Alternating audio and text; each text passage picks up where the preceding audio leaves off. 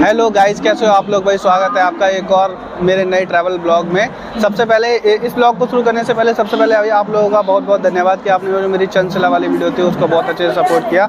जो भी मेरे इस चैनल पर नया है और मेरी ये वीडियो पहली बार देख रहा है तो मैं अपनी चंचला का जो विंटर ट्रैक था उस वीडियो की जो लिंक है वो इस वीडियो के डिस्क्रिप्शन में दे दूंगा, जाकर देख सकते हैं। चलो आप शुरू करते हैं इस ब्लॉग की। तो भाई टाइटल और थंबनेल से आप लोगों ने पता लगा लिया होगा मेरा जो ब्लॉग है वो इस बार कहाँ का होने वाला है। लेकिन फिर भी मैं आपको बता दूं यार कि इस बार मैं और मेरा दोस्त, अभी वो शायद वो कुछ खाने पीने के लिए नहीं, मैं और मेरा दोस्त जा रहे हैं महाकाल की नगरी उज्जैन। और अभी मैं हूँ नई दिल्ली रेलवे स्टेशन पर और जो ट्रेन टाइमिंग है वो है 9:50 नई दिल्ली इंदौर इंटरसिटी एक्सप्रेस।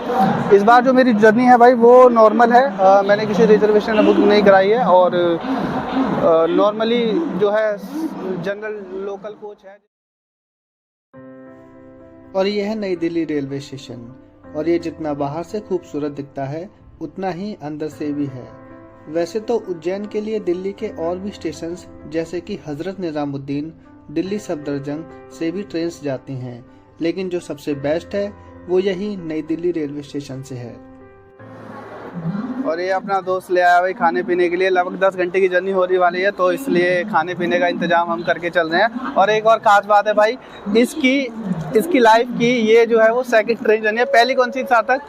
पहले स्कूल वाले ले गए थे। स्कूल वाले कहाँ ले गए थे? पठानकोट, डलहौजी, हिमाचल। तो खाने पीने के लिए भाई ले लिया है। ऐसा था क्योंकि टाइम नहीं था हमारे पास बिल्कुल भी। ऑफिस से बस हम जल्दी से मेट्रो पकड़ के यहाँ तक आए हैं, भाग दौड़ में रहा। टिकट लाइन भी काफ़ी लंबी थी, लेकिन जो मशीन होती है POS वाली, शायद उसको क्या बोलते हैं मुझे नहीं पता, उससे हमने टिकट अपने पेटीएम से ही उसे QR कोड स्कैन करके टिकट ले ली थी। इसी वजह से हम यहाँ पर बड़े आराम से खड़े हैं, वरना टिकट लाइन काफ़ी लंबी लाइन थी। मुश्किल था अगर हम उस लाइन में लगकर टिकट लेते तो। और ट्रेन का जो टाइम है वो है 9:50। इस ट्रेन की खास बात ये है, बहुत शोर हो रहा है। इस ट्रेन की खास बात ये है कि भले ही इसके 17 स्टॉप्स हैं, लेकिन केवल और केवल 10 घंटे के अराउंड, यानी कि 10 या 10 घंटे, 10.5 घंटे में ये कल सुबह 8:20 तक हम लोगों को उज्जैन पहुंचा देगी। वैसे तो इसके पैरेलल में एक और ट्रेन चलती है, इससे 1.5 घंटा 1 घंटा 20 मिनट पहले एक और ट्रेन निकलती है जो है मालवा एक्सप्रेस, लेकिन वो भोपाल होते हुए जाती है, जिसकी वजह से वो 14 घंटे का टाइम लेती है उज्जैन तक पहुँचने में।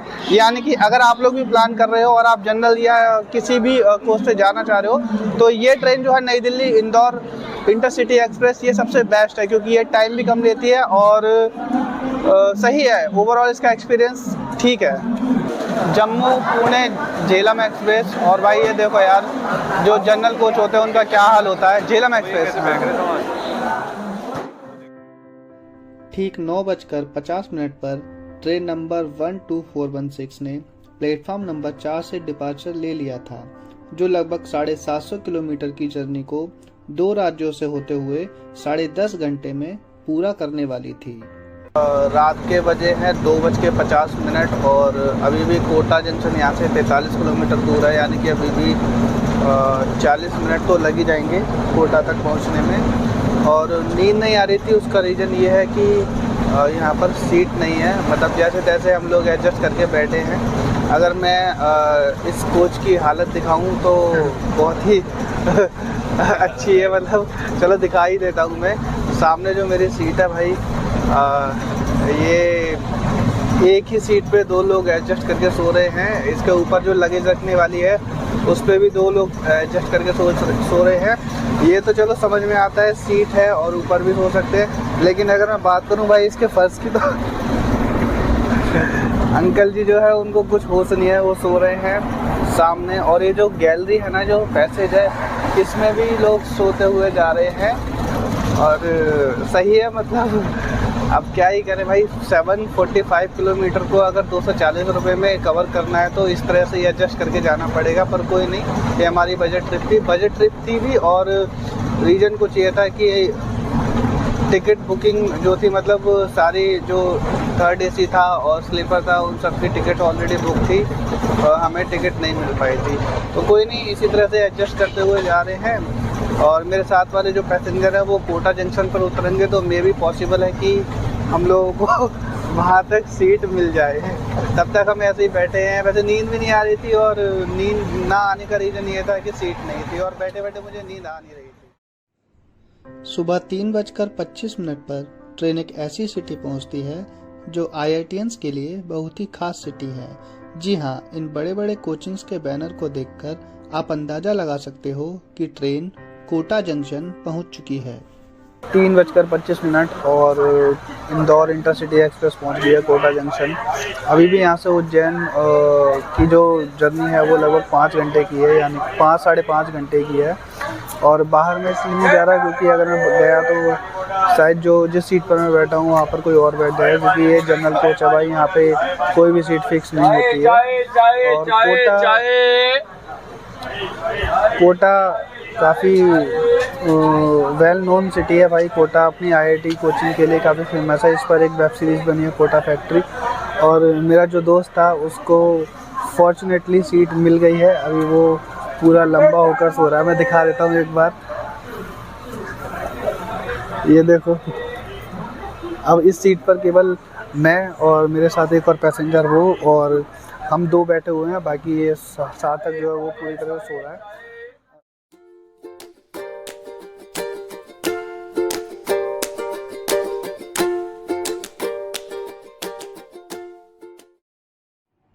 सुबह 7:10 पर ट्रेन पहुंचती है नागदा जंक्शन, और ये स्टेशन एक मेजर रेलवे स्टेशन है वेस्टर्न रेलवेज का।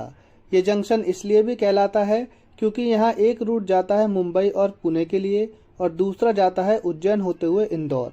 क्योंकि यहाँ से ट्रेन को उज्जैन होते हुए इंदौर वाले रूट पर जाना था, इसलिए इस स्टेशन पर इस ट्रेन के लोकोमोटिव की पोजीशन भी चेंज होती है। कल रात 9:50 पर ट्रेन नंबर 12416 यानी 12416 नई दिल्ली इंदौर इंटरसिटी एक्सप्रेस ने भाई हम लोगों को जो बिल्कुल अपने राइट टाइम से डिपार्ट हुई थी नई दिल्ली से। और इस ट्रेन की सबसे खास बात ये थी कि भाई ये बिल्कुल राइट टाइम, यहाँ भी राइट टाइम पहुँचे। राइट टाइम क्या, इवन 10 मिनट पहले पहुँची है। हाँ, नागदा जंक्शन पे भले ही लोकोमोटिव चेंज करने के लिए इसने 40 मिनट ले लेते, लेकिन फिर भी ये यहाँ उज्जैन जंक्शन पे बिल्कुल राइट टाइम पहुँची है।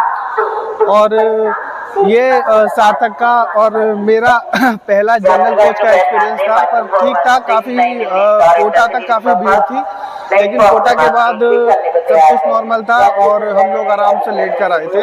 अब चलते हैं बाहर, और बाहर चलने के बाद भाई देखते हैं कि मंदिर तक, महाकाल मंदिर तक जाने के लिए ऑटो या फिर हम पैदल ही जा सकते हैं। वैसे अगर डिस्टेंस की बात करूँ तो केवल 1.5 या 2 किलोमीटर है मंदिर यहाँ रेलवे स्टेशन से। अगर ऑटो बजट में रहा, अगर ऑटो वाले ने कम पैसे लिए तो भाई हम ऑटो से जाएंगे, वरना फिर हम पैदल ही देख लेंगे। स्टेशन से मंदिर केवल 2 किलोमीटर दूर, GPS लोकेशन अगर मैंने सेट किया तो 2 किलोमीटर दूर दिखा रहा है। ऑटो वाले वही 100 रुपये, 120, लास्ट 70 रुपीज़ थी, लेकिन हमने डिसाइड किया कि अब हम इससे पैदल ही ज़्यादा उज्जैन की मार्केट घूमते घूमते पैदल इसको क्रॉस करेंगे और मंदिर पहुंचेंगे। मंदिर पहुंचने में सबसे पहला काम है हमारा भाई स्टे करना। वहाँ पे स्टे करके वहाँ नहाएंगे, उसके बाद फिर दर्शन के लिए जाएंगे। कल भाई सार्थक तो सो लिया था कोटा के बाद, फिर सीट उसे मिल गई थी, लेकिन मैं ऐसे ही बैठ रहा क्योंकि भाई मैंने प्रॉमिस किया था इसको कि अगर इसे सीट नहीं मिलती है, भले चाहे मुझे खड़े होकर जाना पड़े, लेकिन मैं इसको बिठा के ले जाऊंगा। बात ये है, रीज़न ये है क्योंकि ये इसकी दूसरी ट्रेन जर्नी है और ये नहीं चाहता कि अपनी दूसरी ट्रेन जर्नी में धक्के खाते हुए जाए। तो बस भाई यही रीज़न था कि ये आराम से सोकर आया, 5 या 6 घंटे सोकर आया और मैं बिल्कुल भी नहीं सोया। अब मुझे आ रही है नींद, बट कोई नहीं, जब मेरा चेक इन हो जाएगा होटल में, उसके बाद नहाने के बाद ये नींद भी चली जाएगी। दर्शन करने के बाद देखते कि करना क्या है। सुबह के बजे हैं 8:45, 10 मिनट पहले ही ट्रेन ने हमें उज्जैन स्टेशन उतार दिया था और मार्केट अभी पूरी तरह से खुली नहीं है, धीरे धीरे ओपन हो रही है। और मौसम भी ठीक है, ज़्यादा गर्मी नहीं है। नहीं भैया, मौसम भी ठीक है, ज़्यादा गर्मी नहीं है। क्योंकि अगर बात करें भाई दिल्ली में तो थी, कल जब दिल्ली में थे तो काफ़ी ज़्यादा गर्मी थी, लेकिन यहाँ पे मौसम अभी एकदम नॉर्मल है। हाँ, हो सकता है कि जब टाइम हो दोपहर के 12-1 बजे तो थोड़ा सा गर्मी हो जाए, लेकिन कोई नहीं भाई, दर्शन करने आए महाकाल जी के तो दर्शन करेंगे। साथ तक मैंने गूगल मैप खोले भाई, अब किधर जाना है? अरे गूगल मैप की जरूरत नहीं है ब्रो, तेरा भाई पहले आ रखा है, अभी यहाँ से लेफ्ट जाना है। कब आया था? ये रात भी उसी के साथ चला गया। और मुझे ले रहा भाई, गूगल मैप इसके फ़ोन में खुला हुआ है, इसलिए इसको पता है सारी बातें। और स्टेशन से नॉर्मल सीधा सा रास्ता था, और जो एक गोल चक्कर से राइट, और उसके बाद में फिर अब जाना है लेफ्ट। सामने साइन बोर्ड है, उस पे सारे साइन बने हुए हैं, रामगढ़ और महादेव, हर हर महादेव। महाकालेश्वर के लिए लेफ्ट, और फिर उसके बाद स्ट्रेट।